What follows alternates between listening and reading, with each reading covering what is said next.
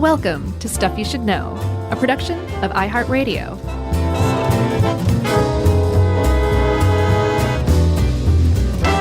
Hey, and welcome to the podcast. I'm Josh Clark, and there's Charles W. Chuck Bryan over there, and this is Stuff You Should Know, the man edition. Do you know what I love about this topic? What? Is that it's not just a bunch of like ranting about how we think things are and how people think things are. It's like so studied and statistic heavy. Yeah. That you can talk about how things are and then say, and here's the proof. Exactly. Here's a lot of data to back it up. It's really great. I love it when they dovetail like this. Yeah, I get the impression, though, that when you're talking about the studying race, and especially in America, like you have to back it up with data, like, or Sure. else people are like, oh yeah, I don't know about that. But Yeah. I want to give a shout out to actually two scholars, both sociologists of race, Professor Vilna Bashi-Treatler from UC Santa Barbara and Professor Tricia Rose of Brown University. Both are experts on this stuff. And they helped me out big time with this and some other research on racism I've done. And they, Dr. Bashi-Treatler said, hey, make sure you mention this hashtag we have going called hashtag, and I'm making the hashtag symbol like Justin Timberlake. Hashtag Cite Black Women, CITE Black Women. And that leads you to all sorts of good, often overlooked research by black scholars who are women that don't always get a lot of credit. So I'm glad you told me about that one. I wanted to tell everybody else. So when you, that was a stutter when you said sociologist, you didn't mean they were just mediocre sociologists. No, I was not doing sociologist. I could see how that would be confusing. I was doing my impression of Phil Collins saying sociologist. Studio? Yeah. Well, that's the last joke we're going to tell. Yeah, probably. I was warned by Dr. Bashi-Treatler not to do our usual shtick when we're talking about race stuff. And I was like, well, I mean, Sure. we can handle ourselves. She said, I listened to your stuff. I listened to the Bras episode. Just trust me on this. All I was right. like, all right. So then that means the housing discrimination episode officially starts now. That's right. So that's what we're talking about, dude. Housing discrimination. And in the United States, there is a very long history of housing discrimination. And you might say, like, well, that really sucks. That sucks that people have trouble buying a home, or maybe they get less favorable terms on their loans just because of their race. And that does suck. That's absolutely true. But it's even worse than that, because in the United States, one of the biggest ways of growing wealth intergenerationally, like over the course of generations within a single family, is through a house. Yeah, I mean, it's sometimes people don't have a ton of money to invest in the stock market. Some people think the stock market is not something to trust. But one thing that has always been fairly reliable in this country, you know, save for a few moments in history, is real estate. And the idea that if you scrap up and save enough money for a down payment for a home, that house will eventually be worth quite a bit more years later. Yep. And you can sell it and use that extra windfall of cash to invest in the stock market or to pass down to your kids so they can then get in the housing market sooner than they might have. Right. And then it just becomes a cycle where it just builds wealth. Yeah, like the average family in America has most of their net worth tied up in their house. And then, you know, when it comes time to sell it and the house is paid off, that's a lot of money. And then, Sure. when you kick the bucket, your kids get that money and maybe they get a better house. And it just keeps growing and growing. So if you put up barriers to housing, you're actually putting up barriers to passing along intergenerational wealth. And as a big problem in America still today. I saw a study from, I think, Brookings that found that the median, 2020 Brookings study said that the median net worth of a white family in America is $171,000. the median net worth of a black family in America is $17,150, about a tenth of what the median is for white people. And that is largely because of housing discrimination and the history of housing discrimination in this country. Yeah, and as far as history goes, it started with literal racist laws where they said if you're a black person or a black family, you cannot live here. That went on for a while, and then those laws were sort of altered to the Jim Crow separate but equal era where they said, you know what, we'll say things are better, but it's really the same effect in the end.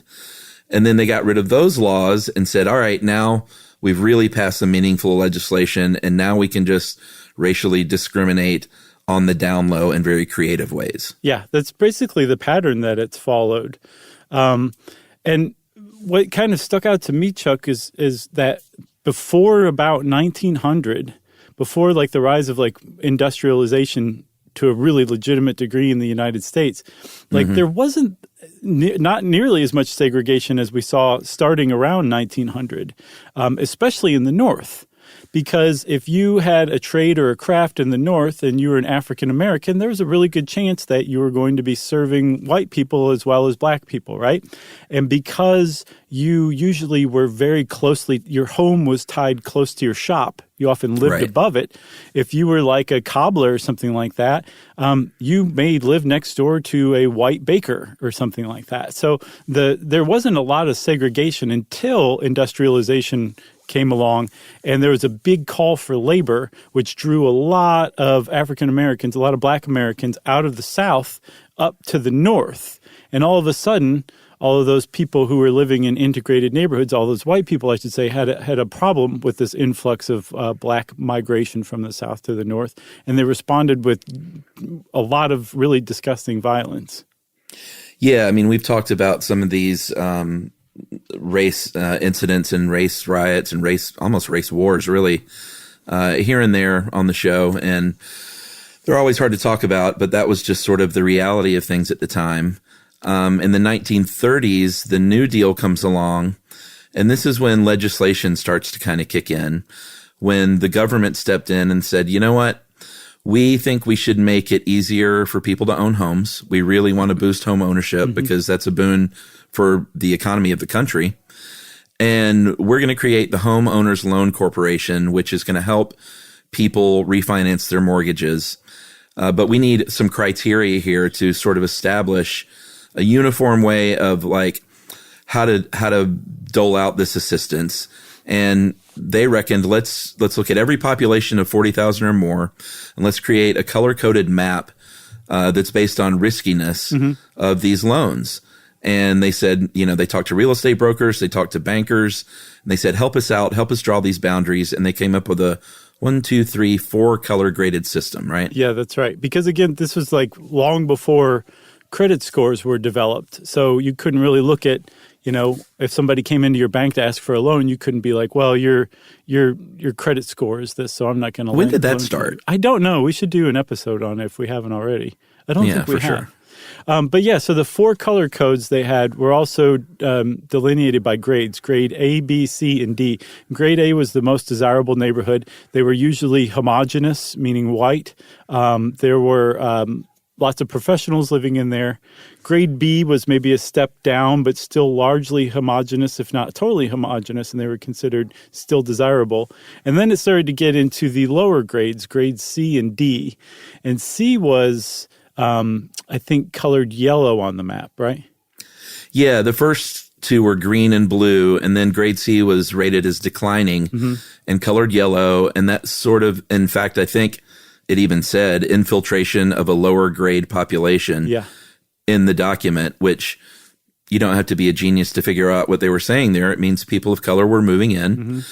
And then finally you end up with the color red, grade D, which is least desirable, very densely populated areas, almost always communities of color. Right. So the HOLC created these maps, and then along came the Federal Housing Authority, and they said, well, we need similar maps because we're not here to help stem the tide of foreclosures. We're actually here to generate new home ownership among Americans. But we still have the same issue. We got to figure out who's creditworthy and who's not. So we're going to base it on where the people live.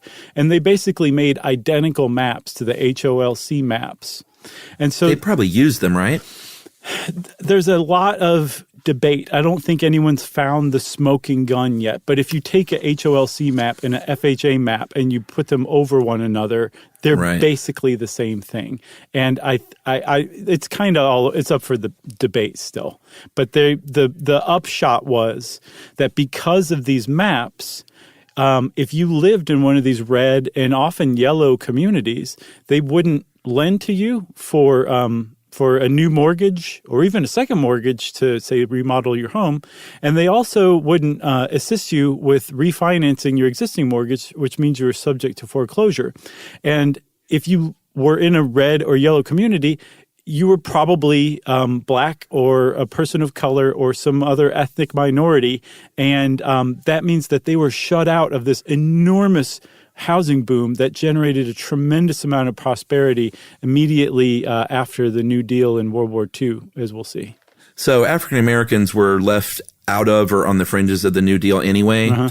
And this is where we get to shout out Frances Perkins again, which is, it's fun to, now that we know so much about her, to continually shout her out.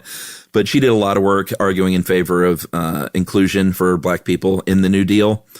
I guess, sometimes successfully, sometimes not. But at the end of the day, the FHA imposed these rules through the New Deal. Their maps were just like the HOLC. And the process of excluding these groups because they were colored red was called redlining. Mm-hmm. Is that like where that whole term comes from? That's exactly where it comes from. Wow. So now today, anytime you're discriminated against, whether it's buying insurance or anything like that, based on your race or, say, your community, it's called redlining now. But that's where it grew out of, those HOLC maps and FHA maps. And I mean, they would use terms in like their handbooks that like these communities had, quote, undesirable racial or nationality groups in them. So you couldn't lend them any money or whatever. And it was, I mean, like this is still like a really big problem today.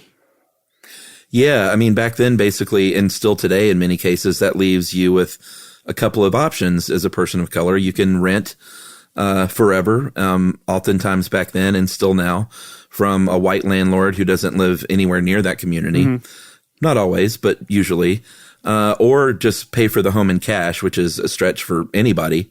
It's tough to do unless you're like wealthy. And there were, I have to say, there were Black-owned banks, but there was 9 Black-owned banks in the entire United States in the 30s. So that is a place where you could turn to if you were lucky enough to have one in your area, but that was not a solution to the general population for Black Americans. Yeah, and like you said, it also affected their ability to get second mortgages to do home improvements or to like expand on their house and upgrade it, remodel it. So that means that the properties are going to deteriorate and decline over the years. Yeah. And it's part of that systemic racist cycle that is just prevalent. Yeah, because still today, eventually over time, people from the outside looking in say, look, Black people can't even take care of their communities. Look at how their houses are. Just as a result of this, that is definitely like the definition of systemic racism for sure. It's just baked into the structures.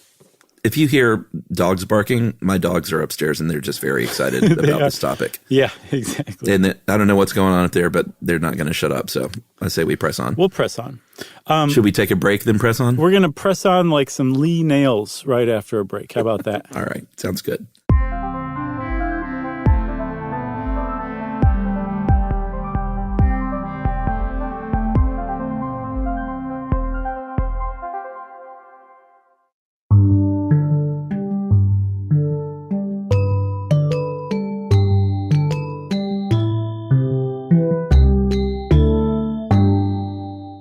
All right, we're back, and look, these things look amazing on me.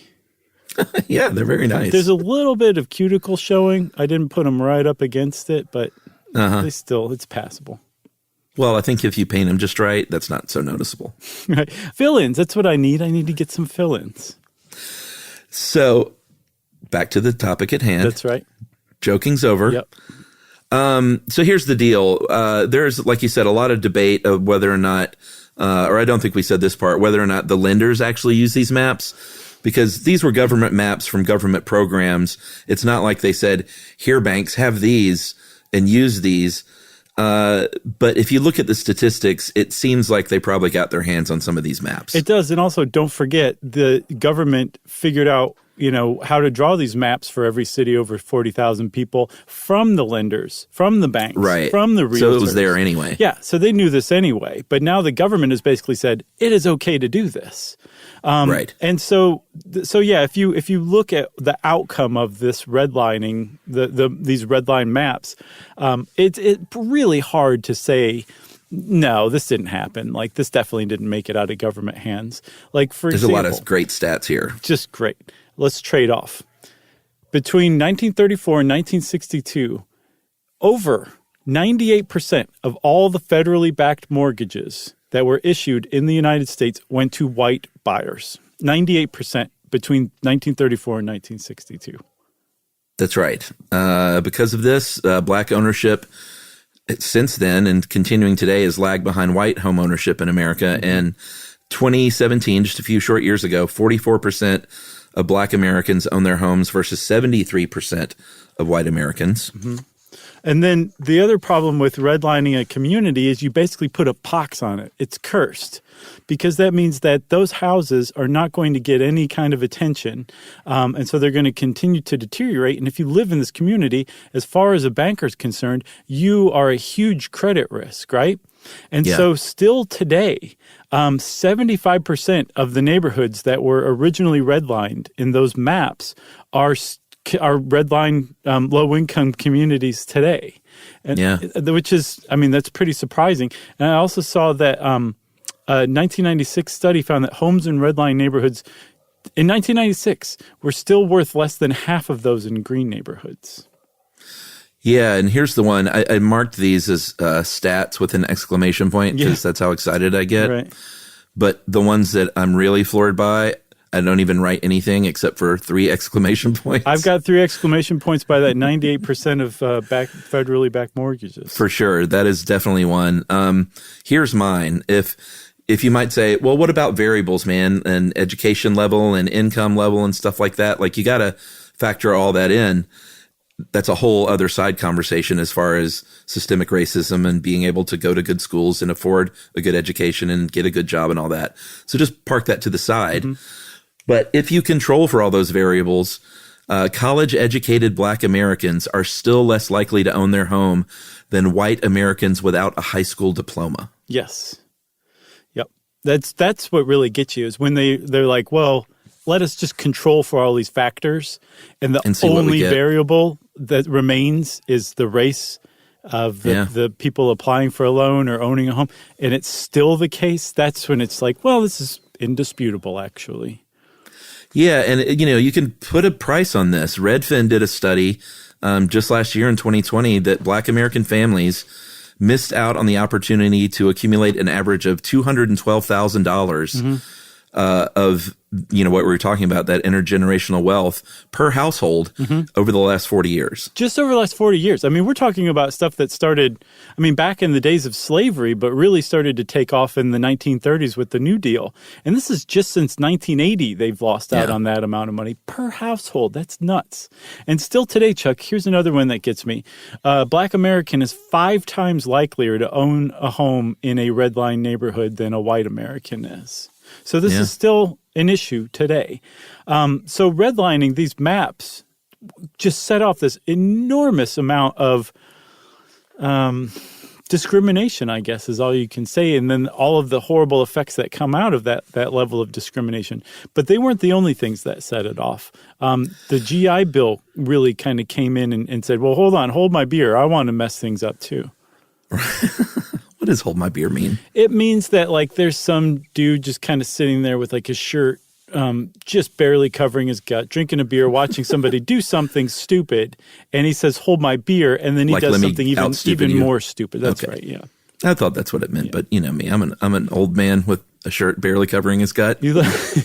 So I wasn't quite sure. You should spend more time on Urban Dictionary.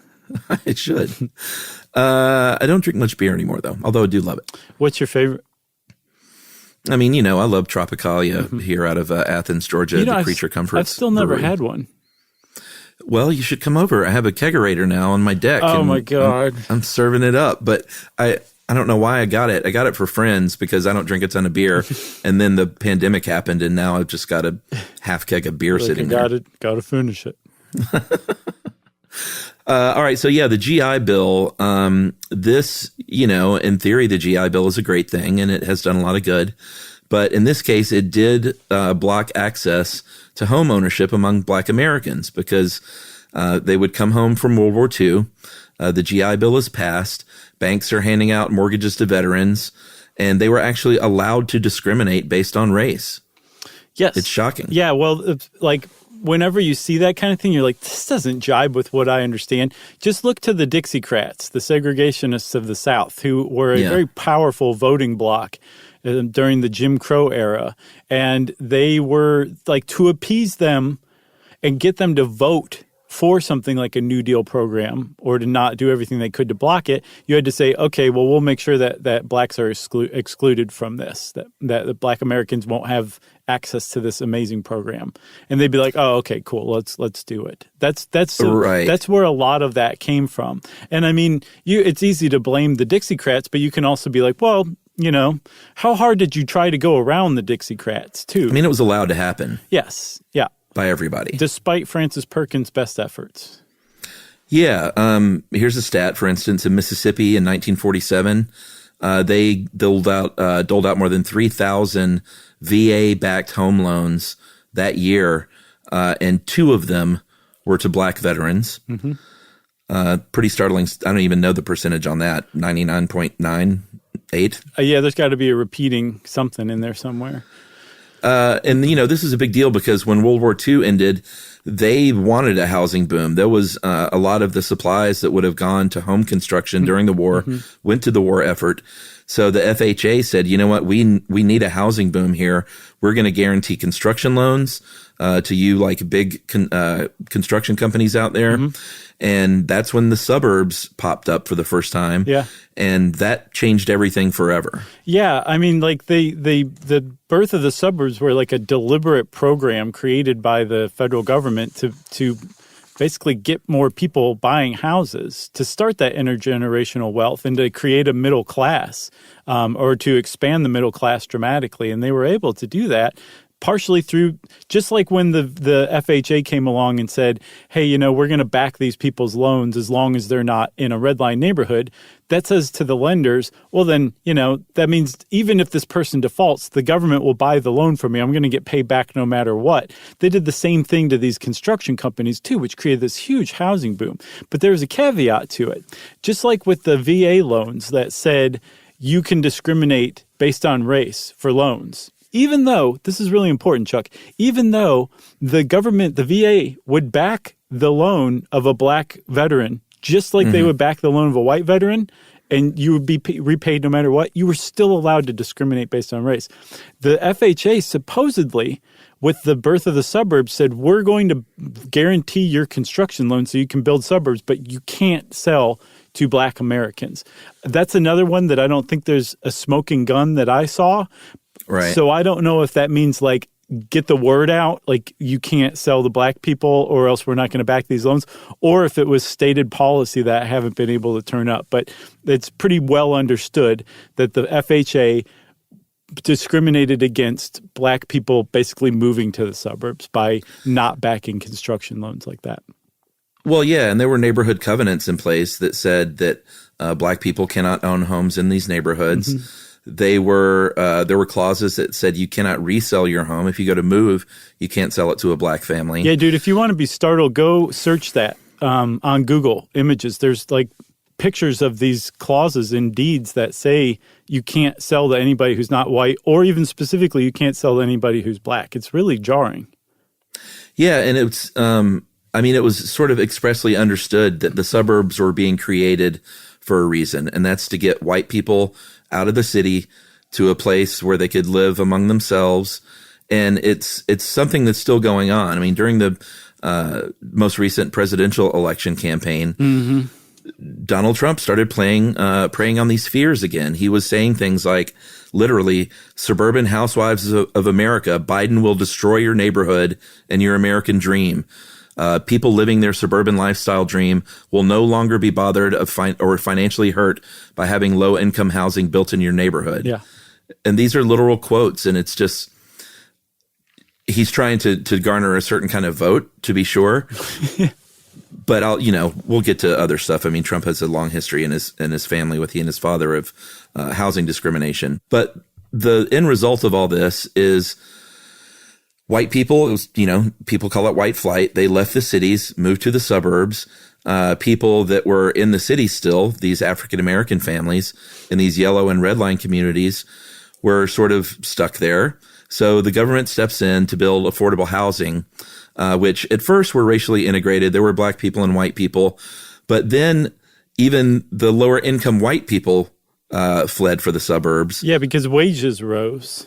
Yeah, and they left cities and urban communities almost entirely black.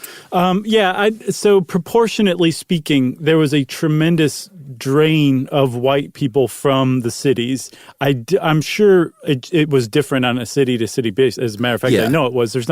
You can't put a whole blanket of history over every square inch of the United States. So different cities had different experiences. But proportionately speaking, black people have always made up a smaller amount of the American population overall.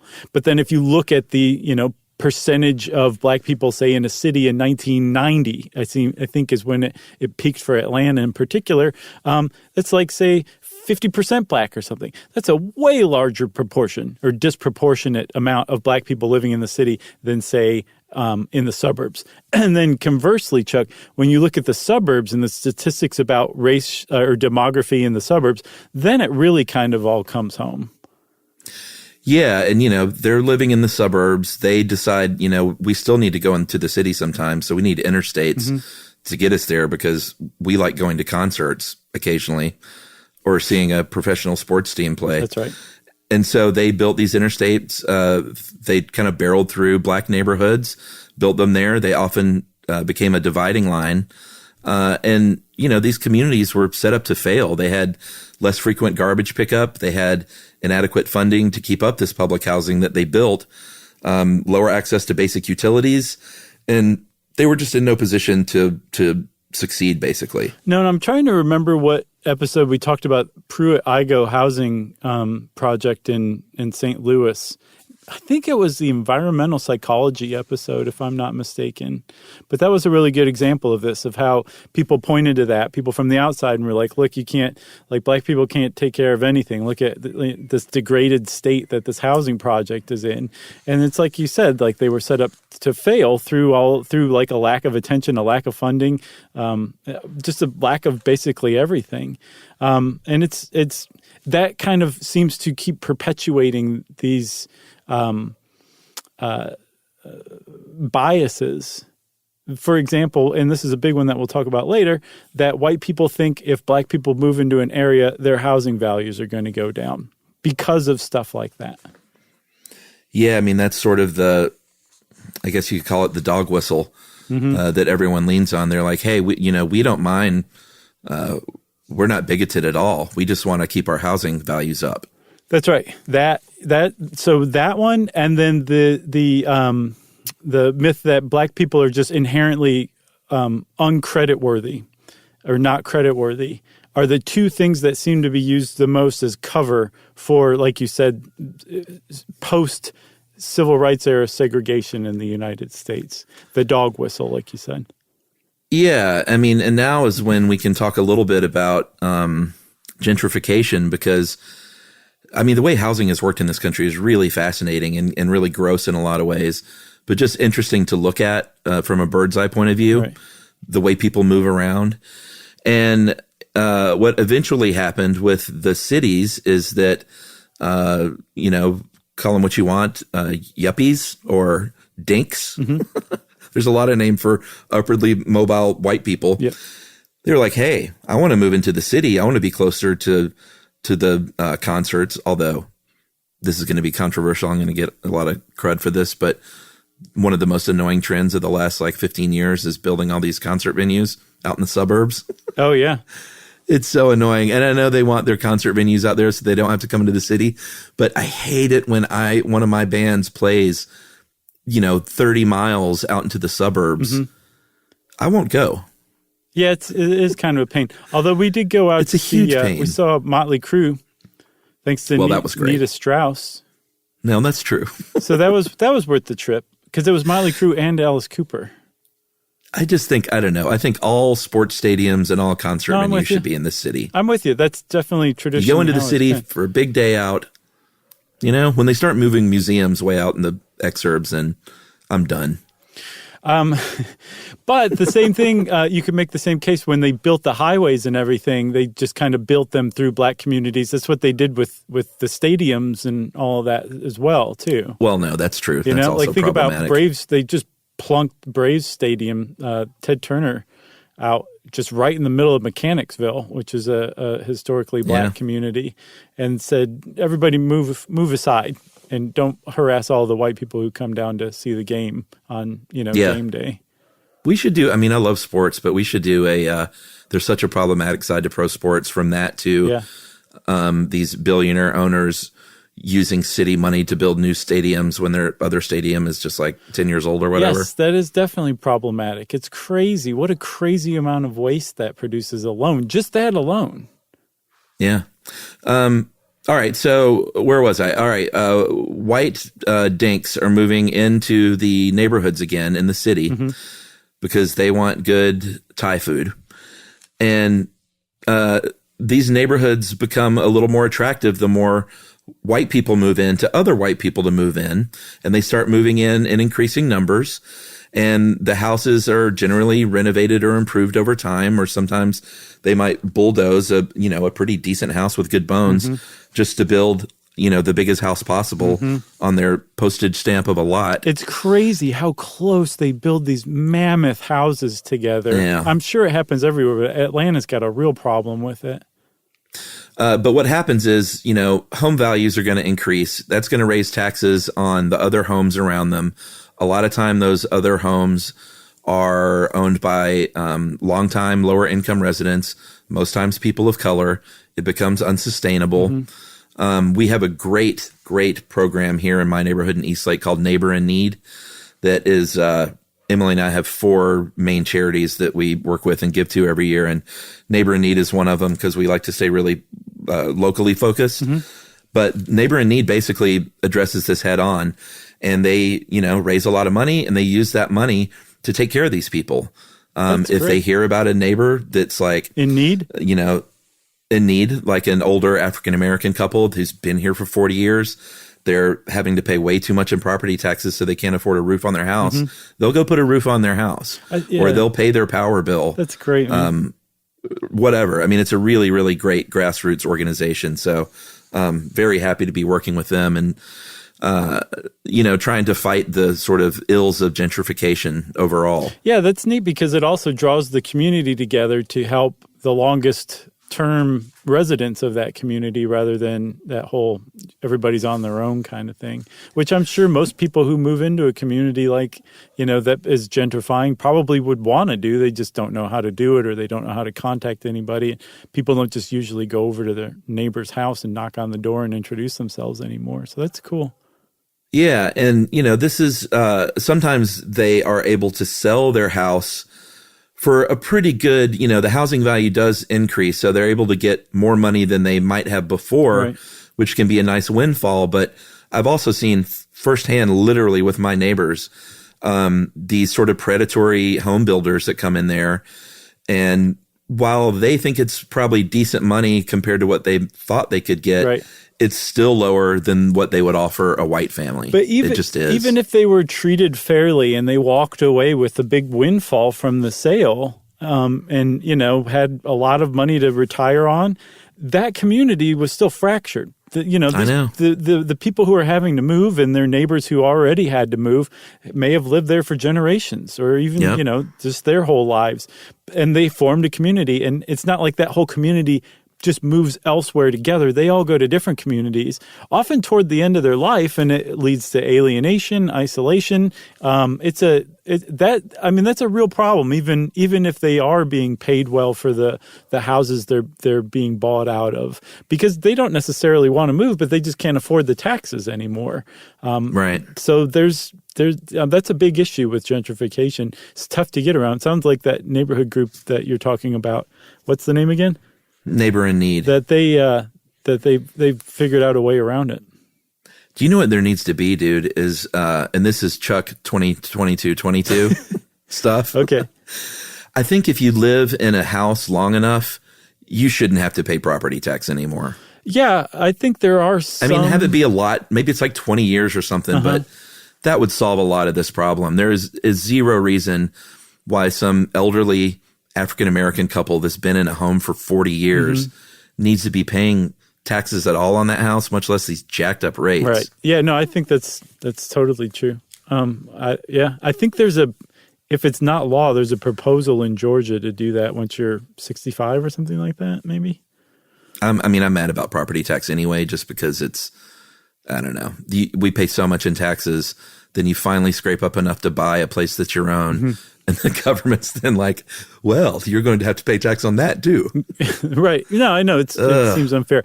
Also, you shouldn't have to pay full price for coffee anywhere once you reach 65 or older. Yeah, agreed. Especially after 3 p.m. All right. Well, should we take a break and then talk about the Fair Housing Act, which solved everything? It totally did. It's all great now. All right. We'll be right back after this.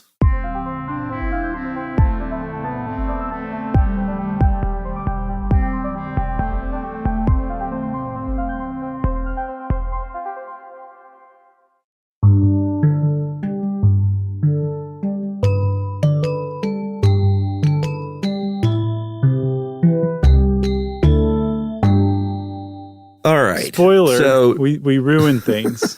They passed the Fair Housing Act and racism has been solved in America. That's right. In 1968, and we've talked about the Fair Housing Act a little bit.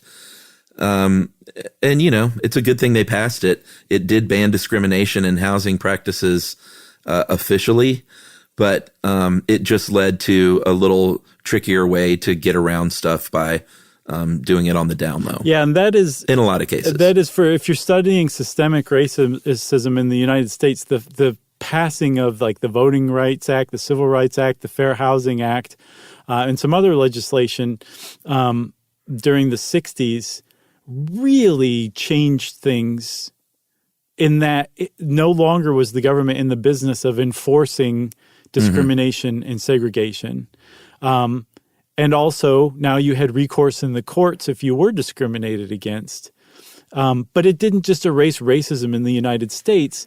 That task of enforcing basically white supremacy and racial discrimination and segregation and all the stuff that comes along with it fell to lesser institutions and everyday people who carry it out. And when you're talking about something like housing discrimination, the people who now are best able to continue enforcing segregation and discrimination in the United States are people like lenders and real estate agents and even people who are deciding where to buy a house.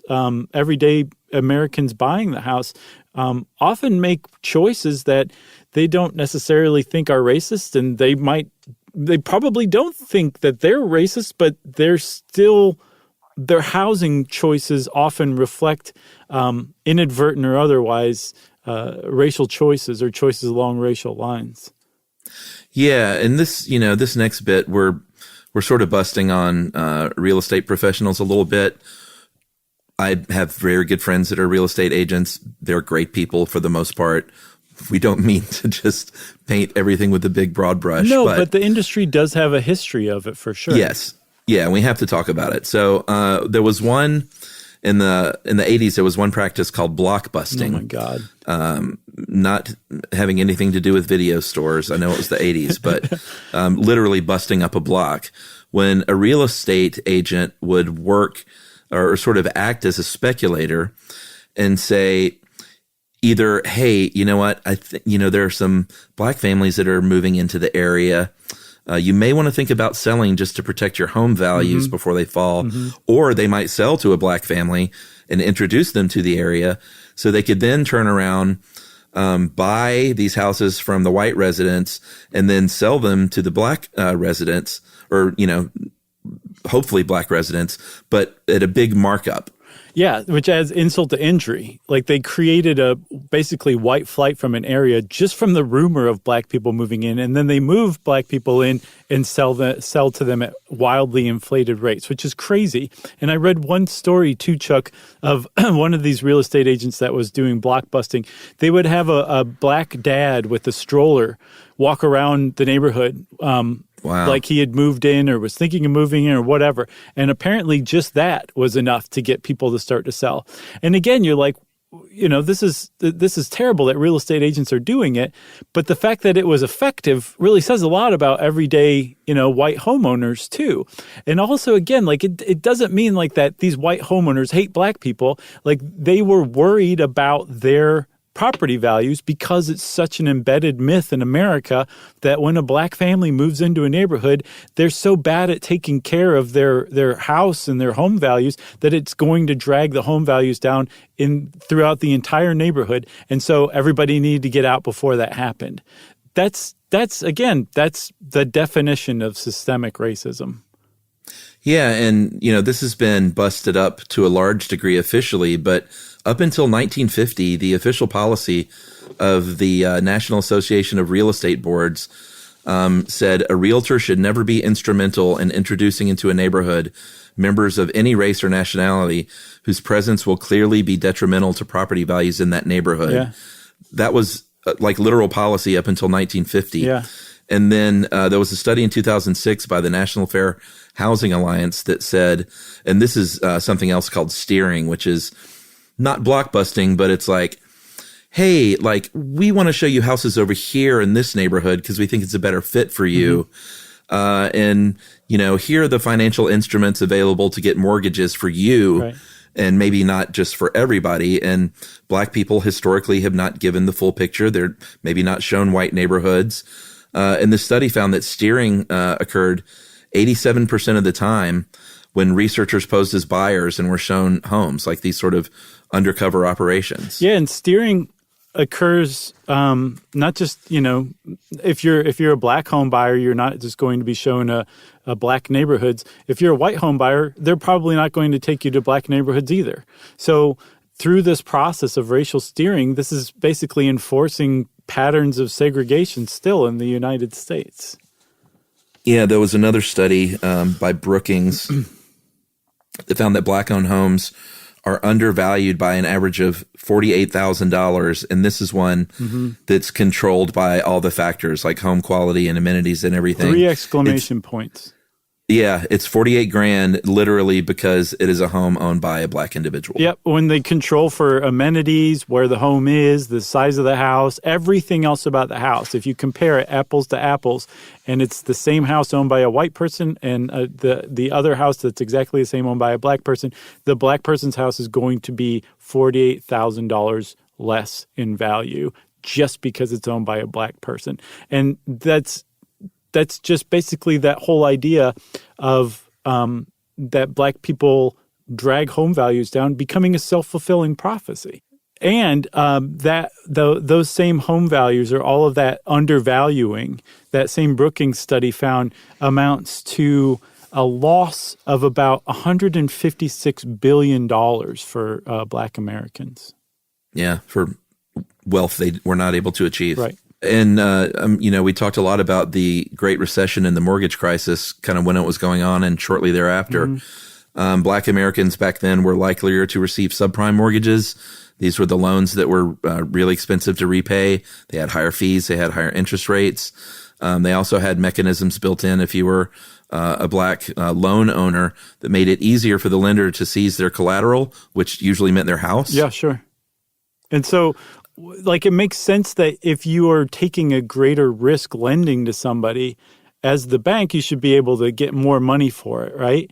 But the problem is like subprime mortgages were doled out to black homeowners or black home buyers at way higher rates than they were to white home buyers. And that's a problem in and of itself if the rates are less favorable and it's easier for the bank to repossess the house. But especially it proved to be a big problem during the mortgage crisis when that bubble burst. Because if you were a low-income Black American, you were probably denied a mortgage of any kind. But even if you were a middle to high income Black home buyer, you probably got a subprime mortgage compared to, say, a white buyer with the same criteria that you had to offer. So that meant that when those foreclosures happened, because the bubble burst, Black Americans, especially wealthier Black Americans, were disproportionately impacted. So that subprime mortgage debacle erased way more Black intergenerational wealth than it did for white people. Yeah, I have my last 3 exclamation point stat. During the subprime mortgage crisis, there was a study that found Black and Latino families, because, we've mentioned people of color a few times. This is not just solely African-American families affected. Mm-hmm. And this study found that Black and Latino families making $200,000 a year or more were still more likely to receive a subprime loan than white families making less than $30,000 a year. Isn't that nuts? And 6.2% of white people with a credit score of 660 or higher received a subprime mortgage compared to 21.4% of Black borrowers with that same credit score. Yes. So, Chuck, there's a big problem with all this. It's kind of like you said at the beginning, like when you're talking about race and especially discrimination by race, people tend to be like, especially white people tend to be like, well, I don't know about that. I mean, there's a lot of other factors involved. Like it could be anything. So you really have to kind of prove that this is a thing. And ever since the federal government got out of discriminating on paper, it's gotten a lot harder to track.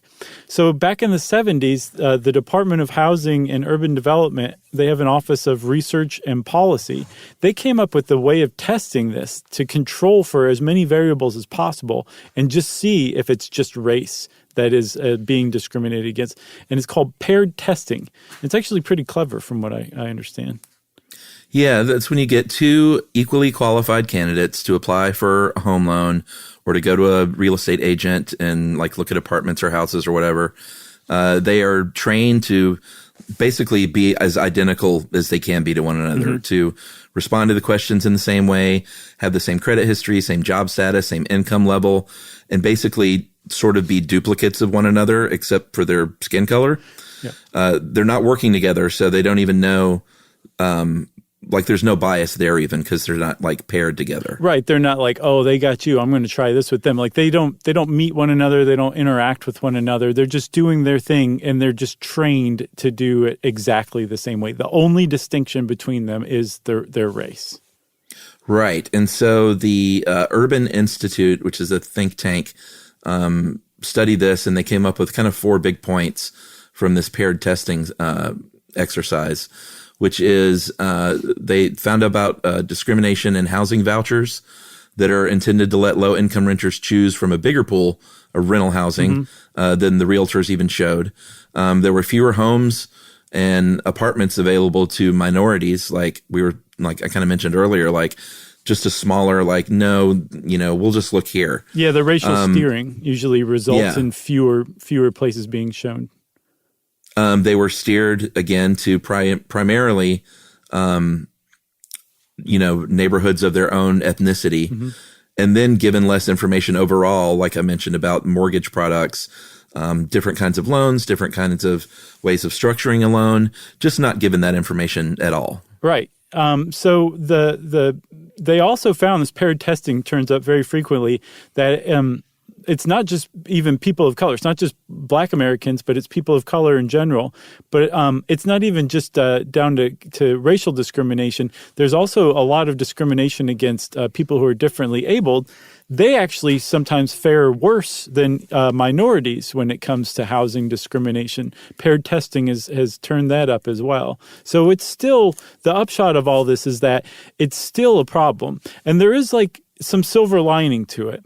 I think that same think tank, the Urban Institute, also turned up that there's been a general decline overall.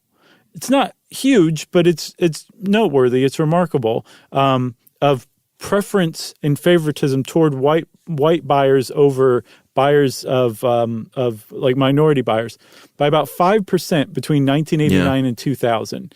It went from about 26% to 21%. So, and there does seem to be a general decline in racism or discrimination, I should say, in the United States. So that's the good news, is that America seems to be getting less racist. The bad news is that America is still racist. Like, we still have a long way to go. It's, as the study put, the study's findings confirm a hard truth that America's long journey to end housing discrimination remains unfinished. And so there's still a long way to go. And I think it's really important for everybody to realize that there's a long history of discriminating against people of color, but also very specifically Black Americans, and that it's still going on today. And even though it's in a slightly lesser form, it's very important, if it's going on at all, that we erase it. That's right. Agreed. You got anything else? Got nothing else. All right, Chuck. Well, then that's housing discrimination. And since I said all right, Chuck, it's time for listener mail. Well, instead of reading a specific listener mail, and because this episode was a little heavy, we thought we'd have a little fun. We got maybe more emails than we have for any other episode in our history. It's astounding. Literally about Necco wafers. A lot of support for the Necco from people, and a lot of condemnation for yucking yums without even having tried them.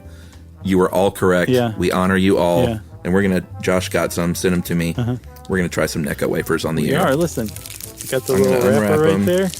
I just realized I think I made a grave mistake by not having any water in the basement. Yeah, I just realized this as well. Do you have a pipe you can tap into? I think we should eat the same color. Oh, really? Okay, all right.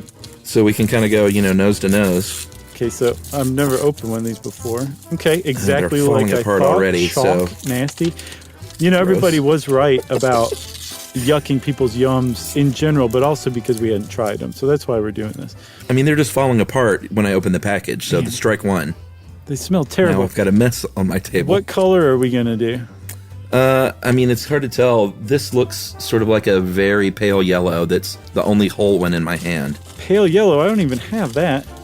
I got white. I've got orange. Maybe it is white. Okay. I'll call it white. Wait. I might have a pale yellow one. I do. Okay. I got a pale yellow. Apology you ready? to the people of misophonia, but here we go. Oh my God. It's just like, it's like a flatter, bigger candy heart. A conversation heart. It's not bad. Like, it's okay. I can very understand. Hard. The crunch is, I think, what probably gets people. I mean, the taste isn't bad. Goodness. But it's not great. No, they're not great. But I mean, who's crazy for conversation hearts? Sickos and weirdos, Same goes for Necco. Yeah. Well, what's the verdict? Would you ever buy and eat Necco wafers after this? I will tell you what. I will probably eat the rest of these. I like sugar. I like crunch. As a matter of fact, I'm going to do one of the gray ones real quick. What about you? No. This is not up my alley, but I'm going to try one of those chocolates because those were, I think, recommended. Steer clear of the dark gray ones. The licorice ones, they're awful. Oh. It tastes... Oh, no. This is slightly different. Okay. Oh, yeah. I get a little hint of cocoa. I've come around a little bit to the licorice ones at the end. Wow, I'm turning into a Necco weirdo. Actually, the chocolate aren't bad. What about pink? Have you tried pink? Well, that's... No. This is wintergreen, I think. People are so disgusted right now. Yeah, this is... All right. We're literally the last two people listening to this, man. I think we should wrap this up. Okay, well, if you want to tell us that we shouldn't yuck everybody's yum, especially about something we haven't tried, we need to hear that whenever we do that. It's totally true and totally right. Thank you, everybody who wrote in. You can get in touch with us at stuffpodcast@iheartradio.com. Stuff You Should Know is a production of iHeartRadio. For more podcasts from iHeartRadio, visit the iHeartRadio app, Apple Podcasts, or wherever you listen to your favorite shows.